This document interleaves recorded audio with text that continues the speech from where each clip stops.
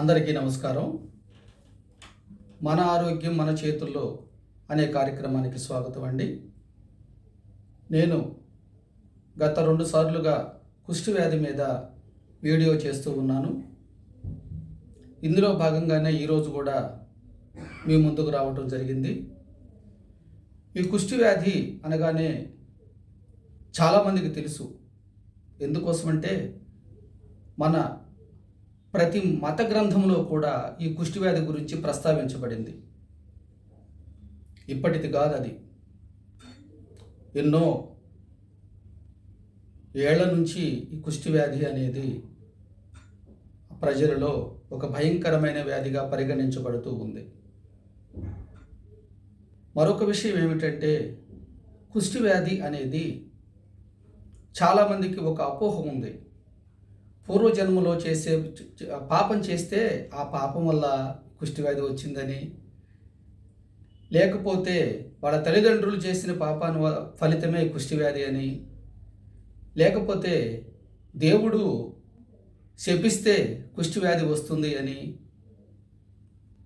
ఇది వంశపారంపర్యంగా కూడా వస్తుంది అని చెప్పేసి చాలామంది ఇప్పటి వరకు అపోహలు పడుతూ వచ్చారు. ఇప్పటి వరకు ఏ వ్యాధి గురించి లేనటువంటి భయము కుష్టి వ్యాధి గురించి కూడా ఉన్నది. కారణం ఏమిటంటే, ఏ గృహంలోనైనా కుష్టి వ్యాధితో ఎవరైనా బాధపడుతున్నారు అంటే వాళ్ళని ఊరి నుంచి, ఆ ఇంటి నుంచి వెలివేసే విధముగా ఈ వ్యాధి ప్రజల హృదయాల్లో పాతుకుపోయింది. ఈ వ్యాధి అంటే అంత భయము ఉన్నది. అందువలన ప్రజలందరికీ నా మనవి ఏమిటంటే, కుష్టి వ్యాధి కూడా అన్ని వ్యాధులలాగానే ఒక సహజమైన వ్యాధి. దానికి సంపూర్ణంగా తగ్గించడానికి పూర్తిగా మందులు ఉన్నవి. ఆ మందులు కూడా పూర్తి ఉచితంగా అందిస్తారు అనేటువంటిది మీ అందరూ తెలుసుకోవాలి.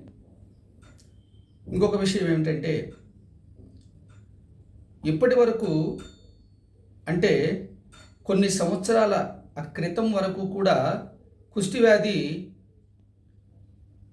పాపం వల్ల, శాపం వల్ల వచ్చేది అనుకున్నారు. కానీ ఒక మహానుభావుడు డాక్టర్ హాన్సెన్స్ అనేటువంటి ఒక శాస్త్రవేత్త 1873 సంవత్సరంలో ఇది కూడా ఒక వ్యాధి, ఈ వ్యాధి రావడానికి ఒక బ్యాక్టీరియా కారణము అని కనిపెట్టినటువంటి మహానుభావుడు. అందుకోసమే ఈ కుష్టి వ్యాధిని హాన్సెన్స్ డిసీజ్ అని కూడా పిలుస్తారు. మీ అందరికీ తెలిసిందే, ఇంగ్లీష్లో లెప్రసీ అని పిలుస్తారు. అయితే ఆయన అప్పటి నుంచి రీసెర్చ్ చేసి 1943 సంవత్సరంలో కుష్టి వ్యాధికి మోనోథెరపీ అనేటువంటి ఒక మందును కనిపెట్టాడు. మోనోథెరపీ అంటే అందులో సింగిల్ డ్రగ్గే ఉంటుందండి. ఒక్క డ్రగ్ ఉన్నటువంటి వైద్యాన్ని మోనోథెరపీ అంటారు. ఈ మోనోథెరపీలో డాప్సాన్ 100 mg అనేటువంటి ట్యాబ్లెట్ ఉండేది. ఆ ట్యాబ్లెట్ ఆ కుష్టి వ్యాధిగ్రస్తులకు చాలా కాలం పాటు ఇచ్చేవాళ్ళు. తర్వాత ఎంతకాలం ఇచ్చేవాళ్ళు అంటే, వాళ్ళు ఎంతకాలం తింటే అంతకాలం ఇచ్చేవాళ్ళు. కానీ రోజులు గడిచిన కొద్దీ ఈ వ్యాధి మీద మల్టీ డ్రగ్ ట్రీట్మెంట్ అనేటువంటి 3 రకాల ట్యాబ్లెట్స్తో కూడినటువంటి బ్రహ్మాండమైనటువంటి మందులు వచ్చినాయి. కుష్టి వ్యాధి తగ్గిపోతుంది. అందరికీ ఆశ్చర్యం కలిగించేది ఏమిటంటే, కుష్టి వ్యాధి కూడా ఒక సహజమైన వ్యాధి అని మీరందరూ అర్థం చేసుకోవాలి. అంతేకాక ఇది కూడా ఒక చర్మ వ్యాధి అని అంటే ఎంతమంది నమ్మగలరు? మొట్టమొదట చర్మం మీద ఏదైనా మచ్చలు వస్తే అందుకే అశ్రద్ధ చేయవద్దు అంటున్నాం. అందువలన ఈ వ్యాధికి పూర్తి మందులు ఉన్నవి అని తెలియచేయడానికి నేను ఎంతో సంతోషిస్తూ ఉన్నాను. అయితే ఇక్కడ ఈ వ్యాధి గురించి సంపూర్ణమైనటువంటి అవగాహన ప్రజలకు కలగాలి. ఈ వ్యాధి గురించి అందరూ కూడా చర్చించుకోవాలి. ప్రతి ఒక్కళ్ళు కూడా పరీక్ష చేయించుకోవాలి. ఎందుకోసమంటే అది చర్మం మీద ఎక్కడైనా స్పర్శ లేని మచ్చల రూపంలో రావచ్చు. అందువలన ప్రజలందరూ కూడా